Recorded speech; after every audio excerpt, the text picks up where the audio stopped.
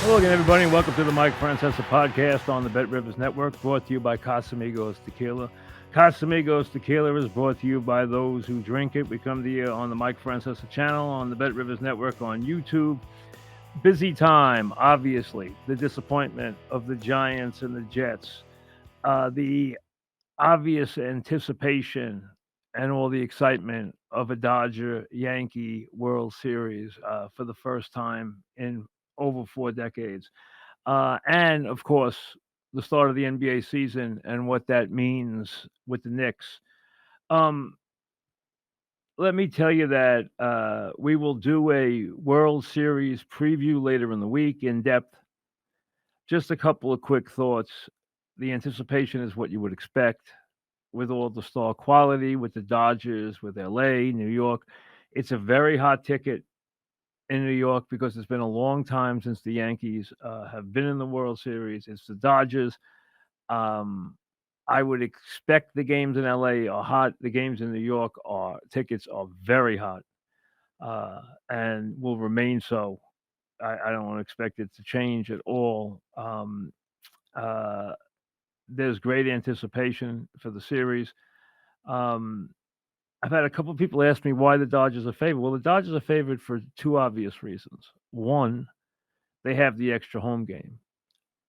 And two, I think the thought is that they might be just a smidge deeper. Now, the Yankee edge is clearly in the starting pitching, and that has got to be something they take forward. I think if the Yankees don't get a lift from the starting pitching, meaning that they carry leads into multiple games into the seventh inning, provided by good starting pitching, I think then advantages to Dodgers. I think the Dodger bullpen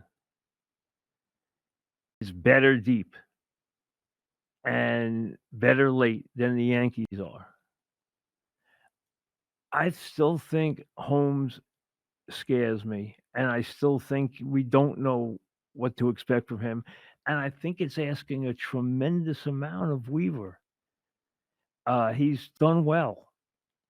He gave up a couple of home runs. He gave up the home run to Ramirez. He gave up the home run, obviously, that tied the game to the big guy. He's, he's not a proven commodity yet. He's been asked to do a lot, and he's done a lot. And overall, except for those two games, the bullpen was good. It's done a good job. In this series, do you think you can ask one of those lefties to actually attack Otani? That would be, if one of them can play Graham Lloyd, it's a big plus. Even if you have a lefty who now remember, I despise the rule, the three batter rule. I think it takes away strategy. I just think it's wrong. And I think you should be able to, especially in the postseason, be able to bring a guy in to face one hitter. Well, why shouldn't that be the way it's always been? Why should he have to stay and face a big right-handed hitter? What is the purpose of that? To me, it just hurts. If you have a specialist who could get an out, the way the Yankees went after Klesko in the old days with the Braves, if you're old enough to remember that. Now, Klesko was not a Tani. You don't just get Tani out because you're left-handed. But Mania made him look bad a couple of times. He's the only one who did. And the one advantage that the Yankees have is that it looks like Freddie Freeman will. I don't even know if he'll play. And if he does play, he seems to be a shadow of himself with the injury. He's not swinging the bat well. So that takes them down a peg because it makes the 1, 2, 3 of Soto. Well, start it the right way. Judge, Soto, Stanton better than the three of Otani, Betts, and Freeman because of the Freeman injury. Then if you go after that and take the next three guys, the Dodger guys are better. They're more proven than I would say with the Yankees. The next guy is Torres because he's proved that. what they get out of Kiki, what they get out of Max Muncy, what they get out of Teoscar. I mean, I think they're a little stronger there. They're clearly not nearly as strong as the Yankees in the starting rotation. They're deeper in the pen, and they have more power guys in the pen. I mean, their guys in the pen can be electrifying. So it's going to be a fascinating series. I think it'll come down to late inning power, late inning pitching. Who wins that will win the series. I think it will be a long series. I would be, if this series didn't go to a 6 game, I'd be stunned. Stunned. I don't think anybody's sweeping anybody out of anywhere. And hopefully it's a classic series. I mean, the Yankees have no problem playing on the road. As a matter of fact, I think they play better on the road than they do at home. The Yankees have no real home field advantage anymore. They really don't. I think they've been a better team away from home. Playing on the road in Game 6 and 7 will not affect them at all. Nil. It will not be an edge to the Dodgers in any way. And just like the Dodgers will have no problem playing at Yankee Stadium. The idea that Yankee Stadium is a house of horrors for people anymore is complete, utter nonsense. It does not exist. I mean, that's long gone. So I think you're looking at a very, very interesting series.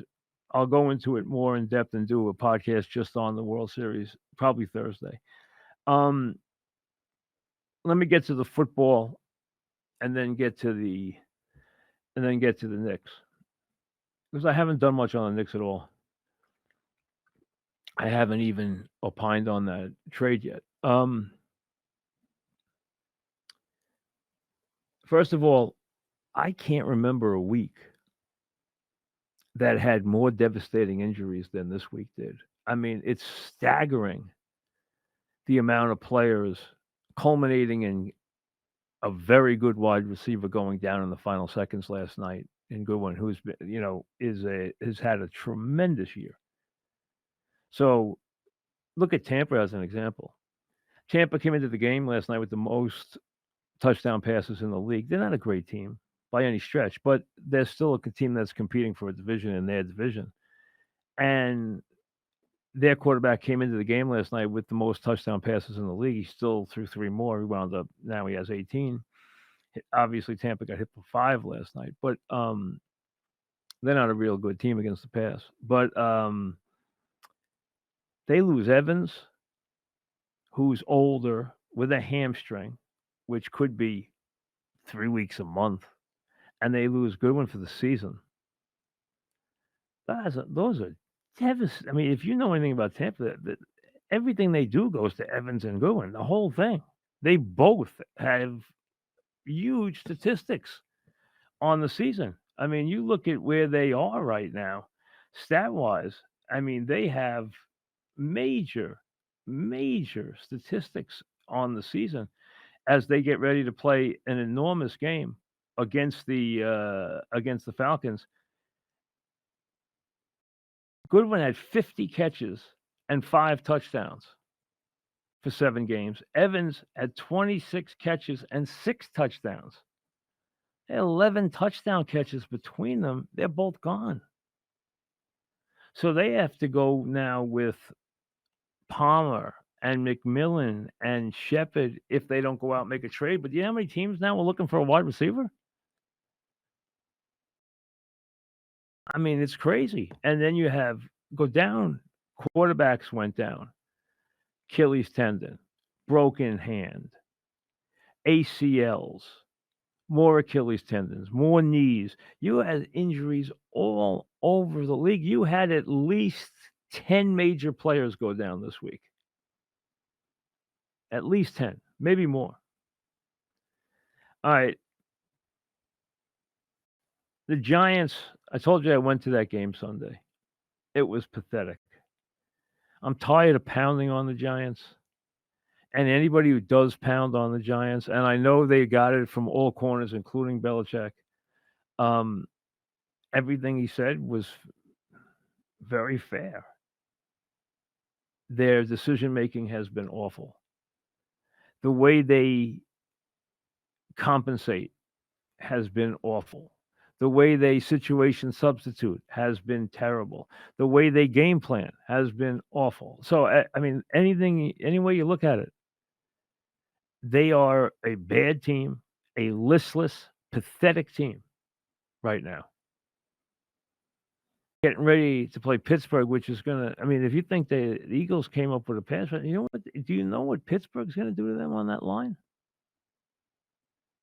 I can't even imagine. Um, the Barkley thing, and I remember, and I know they got a lot of criticism about the whole Barkley thing. And listen, nobody in this league builds their team around a running back. We know that. But you also don't have to give a running back away for a couple of bucks. I mean, it's still a position that can make you better. I mean, Dallas has to be kicking itself. Henry wanted to play in Dallas. And look what he's done in Baltimore, where they have an incredible array of weapons. And once their offensive line figures it all out, which it really hasn't yet, and their defensive coaches who all are new get things settled, which they really haven't yet, that team is going to be very, very tough to beat. And having Henry and having Jackson and having him be an improved passer and have the speed he has at the positions plus the two tight ends, they are an extremely dangerous team. I mean, he killed them in the middle of the field last night with the tight end, just killed them, and then he killed them with Bateman. Now they're a lot better than Tampa, but still, that was impressive, and they are impressive. Remember, they started the season with 2 losses. Now they've knocked off 5 wins in a row. But this is about the Giants and the Jets. And I don't understand the Giants. I don't understand them bearing their soul, as I said at the time, on Hard Knocks, because I thought that made them look bad. And you go back and watch that, what went on in Hard Knocks about Barkley, you could see that they were a house divided then. John Mara didn't want to get rid of Barkley. And you saw their disdain for their own quarterback. Stuff like that is not good to air publicly. And it just shows a lack of quality leadership, which has been killing the Giants for years. And I'll tell you what else has killed them, and I've said this to you a million times. That stadium, which they did not need. It's the only new stadium. It's funny. I was with a guy. I'm not going to give his name because I don't want to, get him in any trouble. And he's a guy who was a decision maker, so you're not going to get him in any trouble anyway. But the point was, he worked on the stadiums. He worked on the stadium in Dallas. He worked on the stadium in LA. And I said, well, how come everybody builds a great stadium and then the Giants build this thing, which is absolutely in no way an improvement over what they had, except it has more luxury boxes, which they don't sell anyway. Made them take fans who had a part of this. Giant Stadium used to be tough to play in. The old Giant Stadium, the old Meadowlands, was tough to play in. It was tough to deal with the winds. It was tough to deal with the fans. And then what did they do? They tore that all apart with the personal seat licenses. They took everything that was positive out of that stadium. They took it out with the new stadium. And this stadium's been such a negative in every way. And when you think of what they built in LA and what they built in Dallas and what they built in Atlanta and then what they built there, please, why did you build it? There was no reason. It's not an improvement. It's got nothing that is redeeming or interesting. And I understand. And this was even brought up to me by do you know how much more expensive it is? He says it's more than double to build in New York than Dallas. I understand that. I do understand that's an issue. But it doesn't mean you can't put some quality into the stadium and put some interesting bells and whistles into the stadium and may have a reason for doing it. And I think they're building that stadium has hurt the Giant franchise enormously for a variety of reasons, which I'm not going to go into. But they are nowhere. They are absolutely nowhere. Do they have some guys on defense who can play? Yeah. Can Lawrence play? Heck yeah. Can Burns play? Heck yeah. Do they have guys who quit on that defense the other day? Yeah. Did they have guys who gave less than stellar effort the other day? Yes. Were they overmatched competitively? Yes.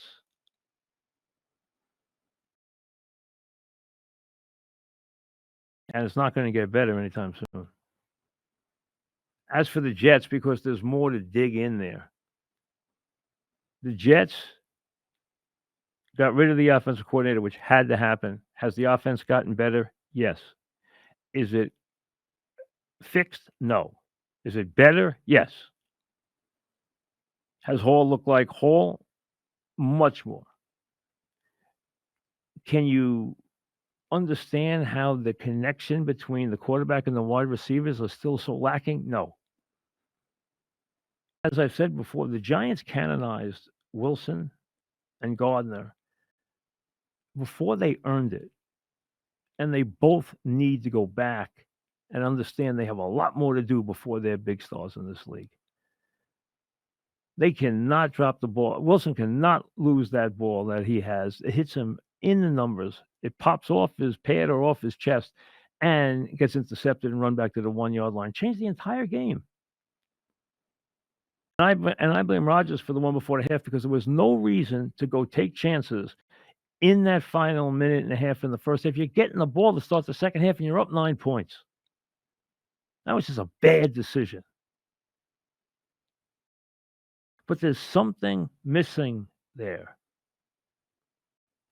And I'll tell you the other big problem, and this is what I brought up when I talked about making the change. You can't make the change and not get tangibly improved or better. They didn't, because what they did was they hurt the defense, which they clearly have, by taking the defensive coordinator out of that room and making him a head coach, which he's not schooled to do. He's learning on the job. He desperately wants to do well because he wants the job, but he's not ready to be a head coach. Now you lose Saleh and you lose the defensive coordinator's ability to handle that defense hands-on because he's got other responsibilities now. What they should have done is leave him as defensive coordinator, bring a veteran guy into that room on offense, and go hire someone as an interim head coach who is a head coach. Who could come in here and give them a lift, whether it was a Vrabel or a Pete Carroll or somebody else. To do it the way they did it did not make the coaching better. It changed it, but it weakened the product. And then you hear, oh, he talks to Saleh every day. Well, explain that dynamic to me. What guy gets the job as interim head coach and then talks to the fired head coach every day? Huh? How does that work? You know Saleh's carrying a grudge. He wouldn't be human if he wasn't. You know he's obviously got a different disinformation campaign. Some of it might be very true. Some of it might be exaggerated. Some of it might not be true at all. Who knows? But you know he's talking to the people that he always talked to and giving them information about what's wrong with the Jets, whether it's about Rodgers. And now the town's going to turn on Rodgers. It's this close to completely turning on Rodgers.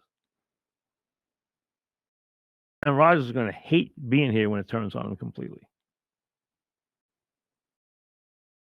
Now, is it still salvageable? They have one more chip to play.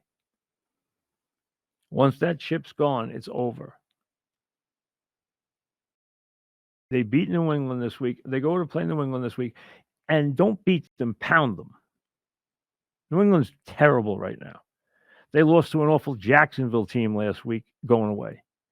This is a bad team.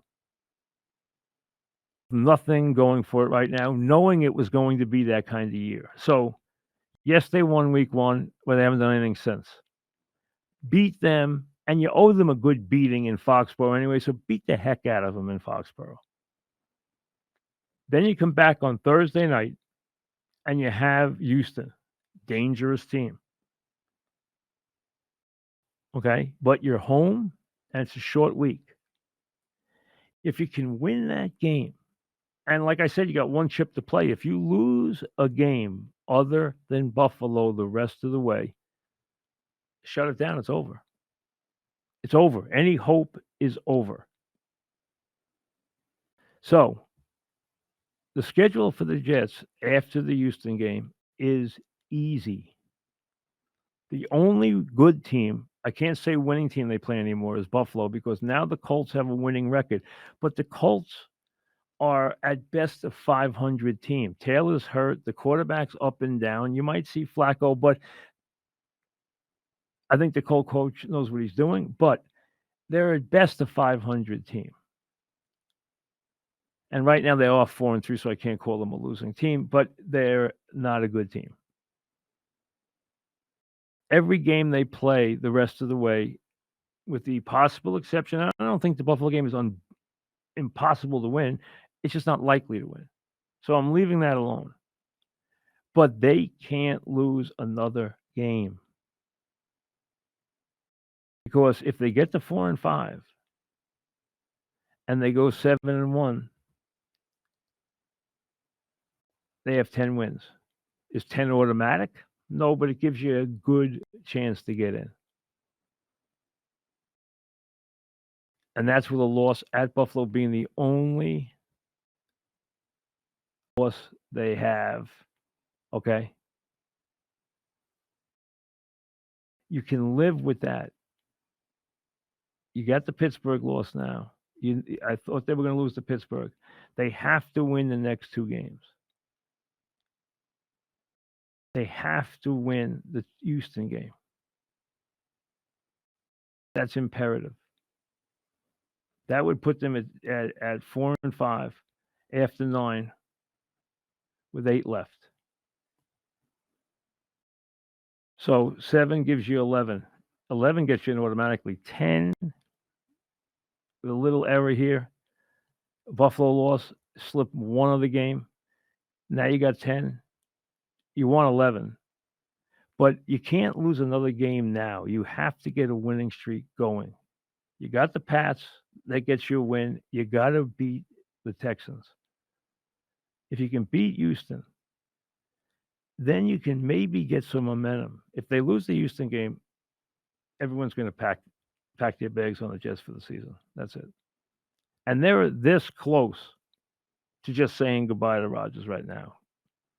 You're seeing stuff now about how it's his fault. He hasn't been Rodgers. We agree. Hey, does he show you glimpses of brilliance? Yes. Does he throw some amazing passes? Yes. Is he making too many mistakes? Yes. Is there something missing? Yes. It can get better. I just don't know if this coaching staff is strong enough to lead it. I don't think it is, to be honest with you. But that's how I'm looking at it. No more losses. If they lost to the Pats this week, well, then you just, there's nothing even to discuss. But I feel also if they lose that game to the Houston Texans, they would have to go on a 3 or 4 game winning streak before I took them seriously again. So I was okay because I figured they were going to lose the Pittsburgh game. And when they're up 15-6, I'm sitting there saying, hey, there's no reason to lose this game. And then obviously Pittsburgh runs off 31 straight points. But if you look at the schedule after the Houston game, the only game on that schedule the rest of the way that you say, all right, they're not going to win that game, is the game at Buffalo. They can win the others. But now they have to win almost all of them. Otherwise, they have no season. We know the Giants aren't going to have any season. Right now, it doesn't look like either of them are. Now to the Knicks. I know how excited everybody is. I have not spent one minute with everything that's been going on the trade. I did say that I don't love the trade. I usually like to just give you a strong no or a strong yes on a trade.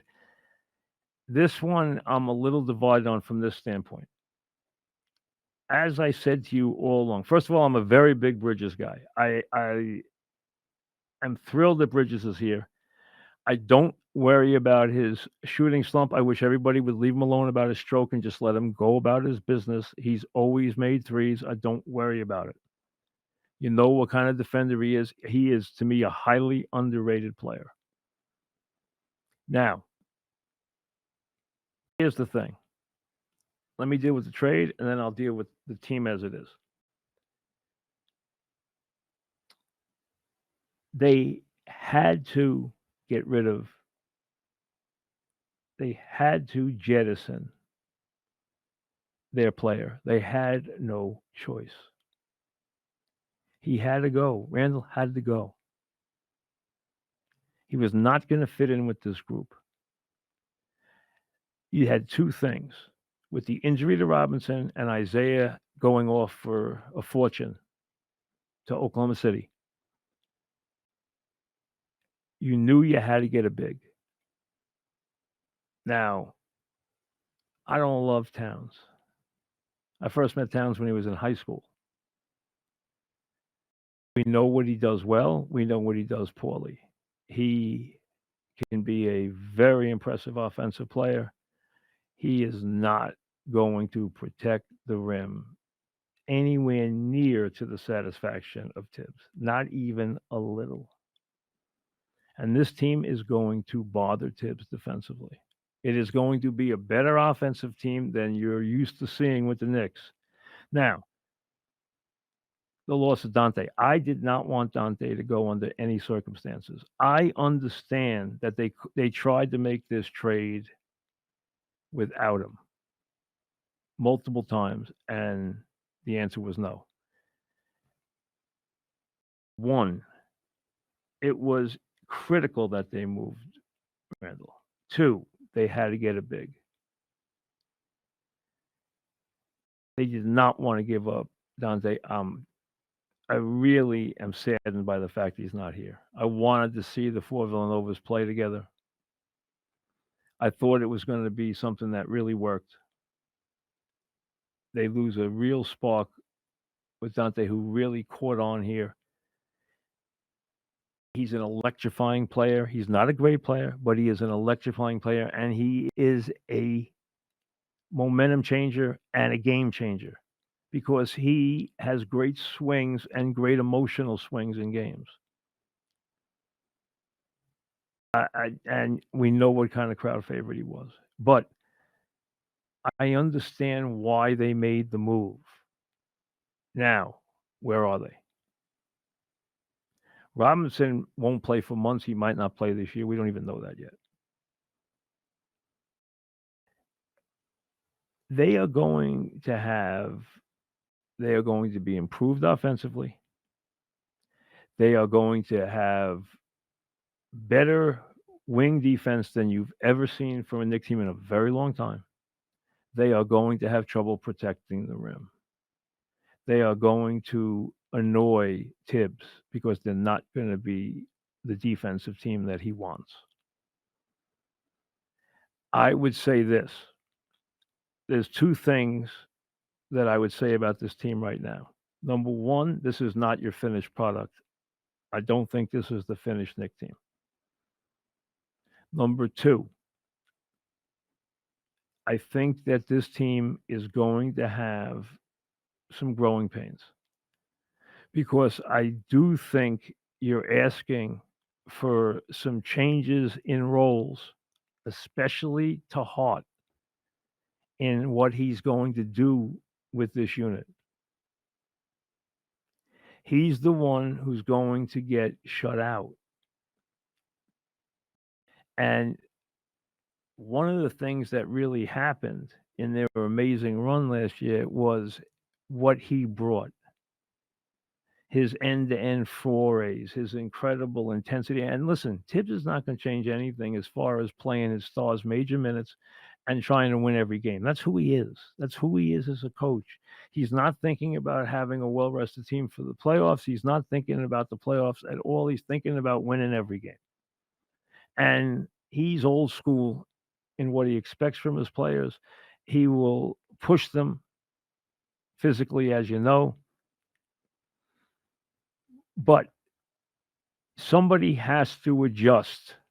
And to me, the guy who has to adjust is Hart because Towns got to get his and Bridges is going to get his. OG doesn't have to score to be effective. There's nights he will score, as we know, like they were in the playoffs. He doesn't have to score. And Bridges will actually have an easier time scoring than he did last year. This will actually be easier for him in this offense. But they are going to have serious defensive deficiencies at time, especially in terms of rebounding and protecting the rim. They are not going to be the same rebounding team they were, and they are going to annoy this coach with what they bring and what they don't bring. So there's going to be a learning curve here for him and for this group, which means I don't see them. I'd be surprised if they get off. Now, there's going to be times where they're going to overpower teams with their offense because they're going to be really much improved offensively because of what Towns brings and what Bridges brings. And Bridges is a brilliant defender. So you have OG and Bridges who are not only brilliant defenders, they're multiple position defenders, which will help a lot. But where they're going to get hurt is at the rim. Without Robinson, without Isaiah, and with Towns, who that's not his strength. You're going to hear people say Towns is soft. He is. I don't love the finished product. I don't think it's the finished product, and I don't think it's a championship product yet. Is it a playoff team? Yeah, it's a 50-win team. Injuries because they don't have a lot of depth right now. That's another problem. Achua is hurt right now. I think he's got at least a partial, if not a total hamstring. So he's hurting. They don't have a lot of bench. That has to be developed. Plus, I think they need another rim protector. I think they're going to be looking for one. I think Tibbs is going to be pushing for one. It doesn't mean he's a big star. It means he can get a guy and develop him. But he needs a rim protector. There's going to be a lot of exciting offensive nights here. There's going to be some frustrating defensive nights here. But I would have loved to see the four of them together. I really did want to see that. The problem is they needed to get a big somewhere. And they did elevate the kind of talent they have. I just have never been the biggest Towns fan. I hope he comes here and is more of an all-around player than we have known him to be. I think that would be a distinct positive. Guys can change a little bit. Let's see how that plays out. But I do think that, A, this team has got to develop some depth. Somebody has to be part of the makings of a second unit, although they don't really have one right now. It's more going to be major minutes, but I think somebody's got to be that, and that could probably be Hart more than anybody else.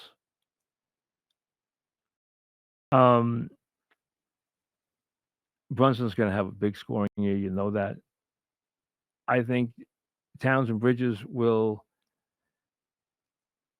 To start off, Towns will be the number 2 guy, and then Bridges will be the number 3 guy. But I think you'll see Bridges more and more score as the season goes on. I know he's been in a slump offensively. I'm not worried about that in a little. I just think people need to dwell on his 3-point shooting. He's always made threes. I am a big believer in him.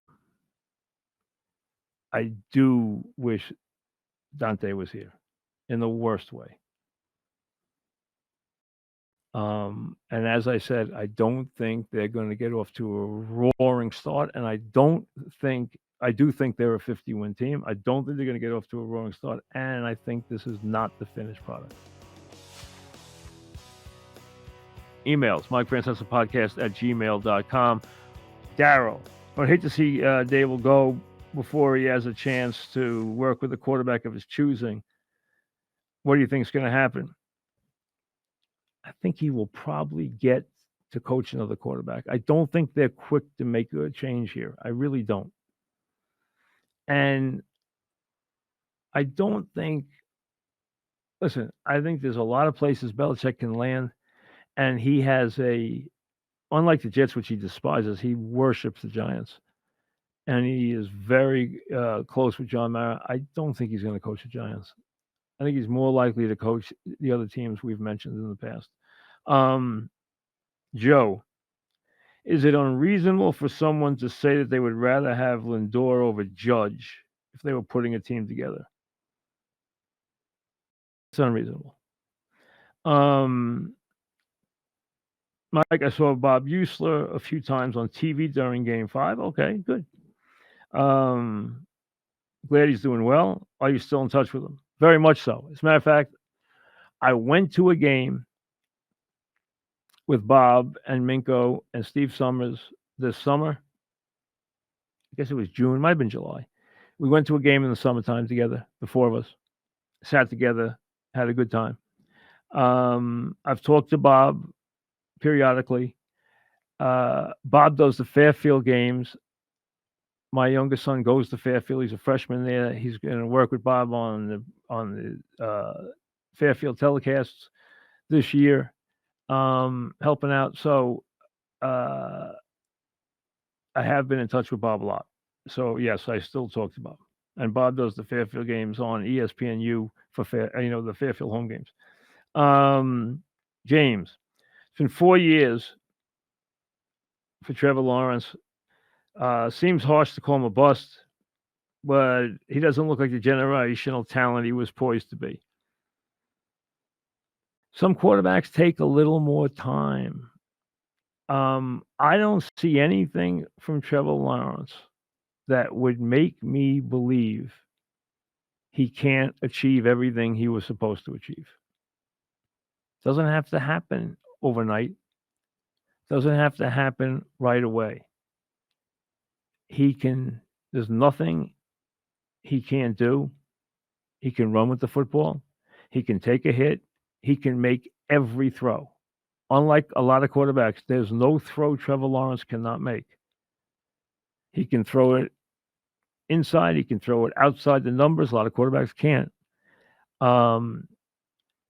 He has not looked good at times. He has already had playoff wins. He's had great playoff comebacks.